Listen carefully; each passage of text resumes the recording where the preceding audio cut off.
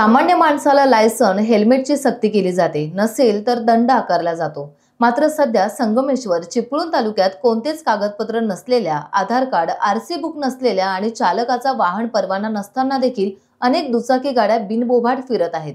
वाहतूक शाखा झोपेत आहे काय असा प्रश्न सामान्य जनतेतून आता व्यक्त होतोय। या गाड्या साहित्याची विक्री करण्यासाठी राजस्थानमधून आल्याचं समजतंय। त्यांच्याकडे कोणताही पुरावा नाही। अशा वेळी ग्रामीण भागात काही घटना घडल्यास याला पोलीस यंत्रणा जबाबदार असेल असा प्रश्न ज्येष्ठ नागरिक उपस्थित करत आहेत। फणसवणे येथे एका अशा वाहनाची चौकशी करताना टाइम्स डिजिटलचे प्रतिनिधी सत्यवान विचारे।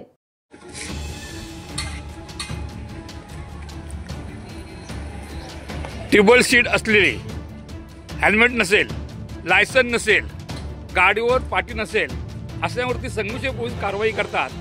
मात्र हे परप्रांतीय फेरीवाले मोटरसायकलला दोन आणखीन जागा लावून म्हणजे 4 चाकी करून आज हे गल्लीगळत फिरत आहेत। यांच्यावर ट्रॅफिक पोलीस किंवा संगमेश्वर पोलीस कारवाई करणार का?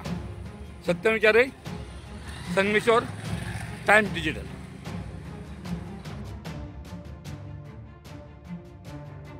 टाइम्स डिजिटलला लाईक करा, शेअर करा, सबस्क्राइब करा आणि बेल आयकॉन दाबायला विसरू नका। Times digital.